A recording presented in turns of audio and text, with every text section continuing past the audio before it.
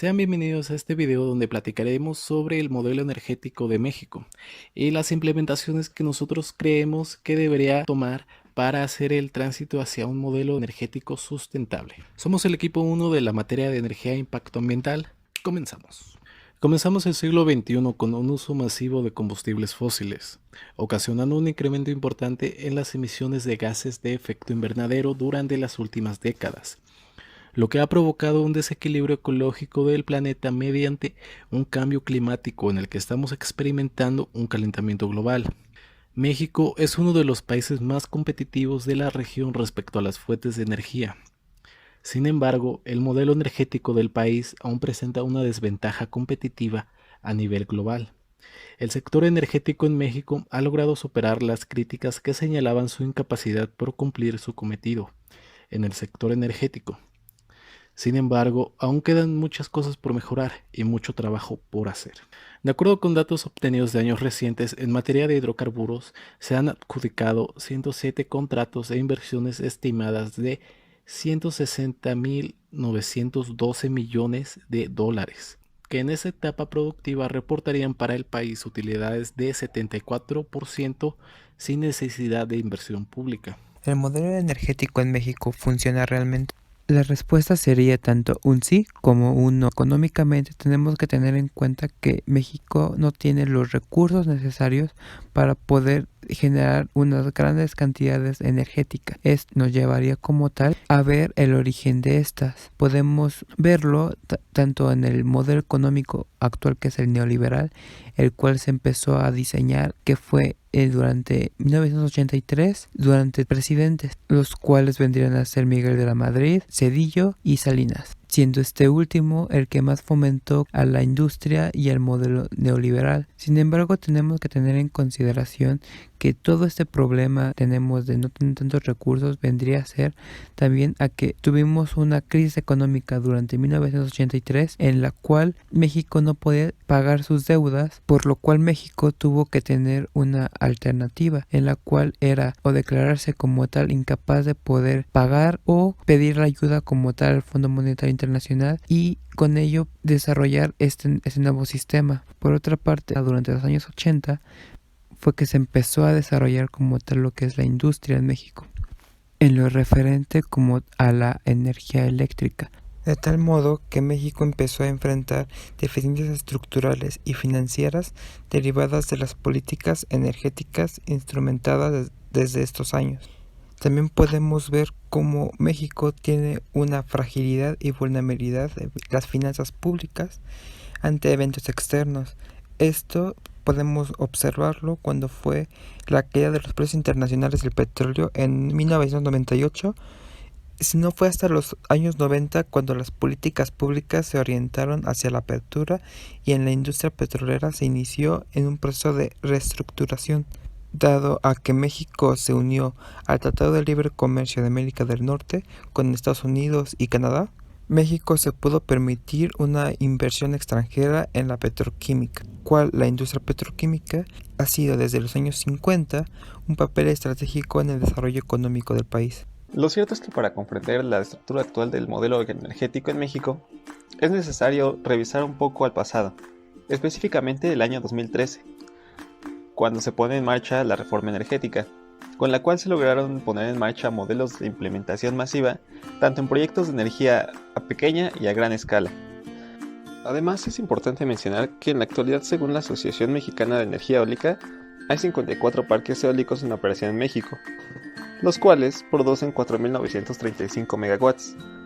Y además, según la Asociación Mexicana de Energía Solar, en México hay 43 centrales fotovoltaicas.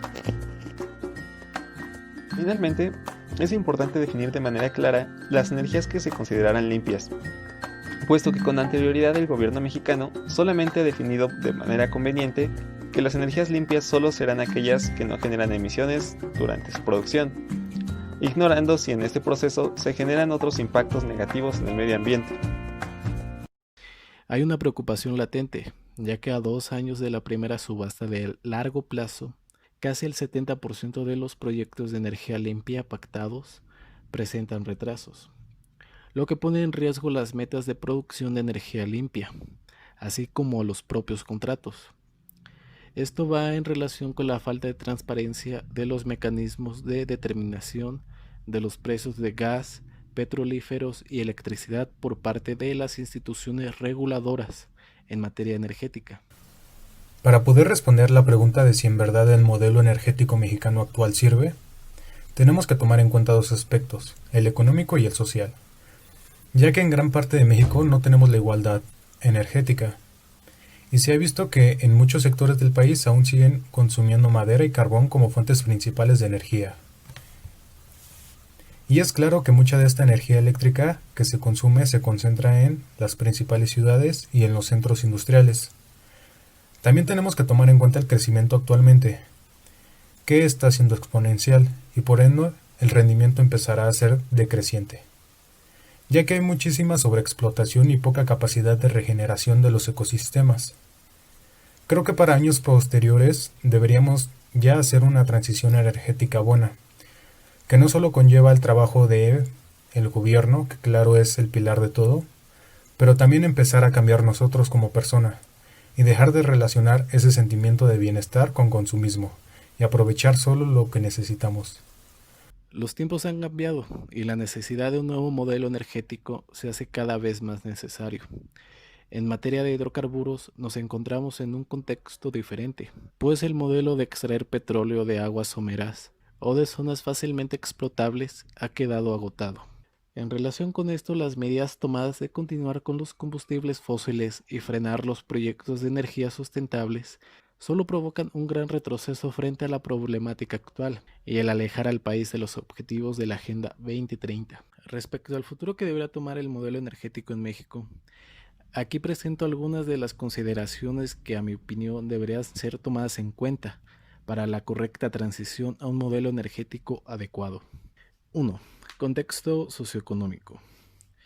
México es uno de los países más desiguales del mundo, donde las 10 personas más ricas acumulan la misma riqueza que el 50% más pobre del país. 1.8 millones de personas aún carecen del servicio de energía eléctrica, lo que equivale al 1.5% de la población nacional. Eso es equivalente a 500,000 viviendas sin electricidad, principalmente en comunidades indígenas y rurales. Siendo así, es importante plantear un modelo que pueda solucionar esta problemática lo antes posible. 2. Claridad y transparencia. Se necesita tener claridad y transparencia con respecto a las fuentes de energía. Esto recordando que el gobierno mexicano acogió definiciones vagas y más convenientes para cumplir con sus compromisos climáticos, invirtiendo en energías fósiles y pausando o retrasando proyectos en energía menos dañinas. Una medida ante tal situación sería respetar los contratos actuales y continuar con la apertura hacia nuevas licitaciones. De otro modo, se afectaría la confianza que ha permitido el flujo constante de inversiones y esto conllevaría altos costos para el país, tanto financieros y de imagen para el sector de energía. Por otro lado, afectaría el potencial de alcanzar la seguridad energética y cubrir las necesidades de suministro que demanda nuestra población, y significaría un importante retroceso en la competitividad y dinamismo de la economía mexicana en el contexto internacional. Número 3. Derechos humanos e impacto socioambiental. La reforma energética de 2013 puso en marcha un modelo de implementación masiva de proyectos de energía renovable. Sin embargo, aún presentan impactos socioambientales graves, los cuales se deben de solucionar.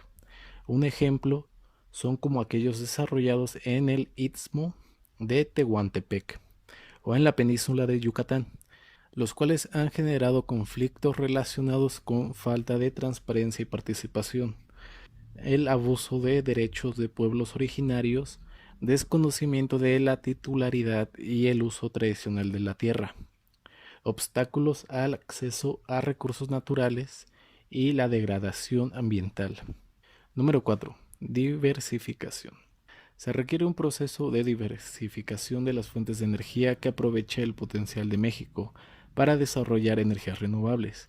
Según expertos de la UNAM, México cuenta con un factor de planta para la energía eólica entre un 20 y 50%. y es reconocido a nivel mundial como uno de los países con mayor potencial geotérmico. Mis perspectivas a un modelo energético de México para el 2050 serían que, claro, como humanos iremos descubriendo cada día más, pero el avance tecnológico hará una mejor infraestructura de las energías limpias, con un mayor rendimiento y siendo más eficientes. Obviamente trayendo menos daños perjudiciales contra el medio ambiente y abandonar poco a poco las energías fósiles.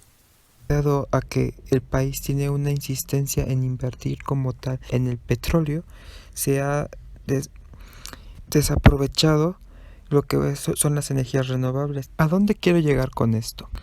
Principalmente de que nuestro país ha tenido como tal una dependencia a los hidrocarburos. Si pudiésemos utilizar otro tipo de energías renovables, se podría reducir el uso de ese tipo de energético y podríamos reducir como tal las presiones sobre otros tipos de demandas como es el gas natural y el uso constante de hidrocarburos, disminuyendo en la contaminación al medio ambiente que esto genera. Por ende, creo que lo que conlleva el modelo energético en el país no funciona, pero no tanto porque esté mal hecho, sino que no lo tratan de mejorar o más que nada no lo pueden aprovechar al máximo. En este sentido, dado a que México tiene grandes deudas y como el país ha tenido diversos problemas económicos, considero de que necesita tener un medio seguro en la cual seguir teniendo ingresos, a pesar de que si pudiese invertirse en otros medios, quizás se podría reducir tanto los costos y podríamos pagar ese tipo de inconveniencias. Bueno, yo soy Osvaldo Bastida y finalmente lo que podría decir, mi opinión, es que como pude investigar, en México hay una gran desigualdad a nivel socioeconómico en varios aspectos, lo cual ha imposibilitado o ha hecho un poquito más complicado el hecho de que podamos seguir avanzando en varios aspectos y específicamente en este tema respecto a lo energético. Desafortunadamente, pues el gobierno no ha incentivado la suficiente investigación o la suficiente educación que sea capaz de hacernos dar el salto o el siguiente paso hacia lo que viene siendo el desarrollo en cuanto a las energías respecta. Y pues bueno, realmente son varios temas los que se pueden abordar, dado que la investigación realmente fue bastante enriquecedora. Pero por mi parte es nada más eso, decir que me parece un poquito desafortunado el hecho de que estemos tan poco concentrados, o al menos el gobierno, que esté tan poco concentrado en procurar dar un poco más de sí. Y pues bueno, ojalá que algún día mejore. Y la actividad fue bastante enriquecedora, creo que aprendí mucho. Y pues ya. En palabras de Michelle, alta comisionada por los derechos humanos de la ONU, la crisis climática es la mayor amenaza actual para los derechos humanos, una que requiere decisiones políticas y acciones colectivas urgentes, referente al tránsito del uso de energías derivadas de combustibles fósiles al uso de energías renovables, contribuiría a enfrentar la crisis climática y a mejorar la calidad del aire. Hay que superar las barreras de exclusión existentes. Los países y gobiernos del mundo deben ser responsables respecto a las fuentes de energía y permitir la democracia energética, donde los ciudadanos podamos participar de manera directa en la relación con las decisiones del uso de energías renovables y podamos involucrarnos en mayor medida en temas como justicia climática, la justicia ambiental y la democracia energética, que a su vez forman parte de un concepto más amplio que se conoce como justicia energética. Sin duda, en México la transición energética justa es necesaria y urgente. Como hemos visto, tenemos la oportunidad como país de emprender un tránsito progresivo y oportuno que permita mejores escenarios de justicia social, ambiental y climática. Esto para cumplir los estándares ambientales e incentivando la innovación tecnológica e inversión en energías renovables en el país. De esta forma estaremos abriendo las puertas hacia un mejor futuro para todos.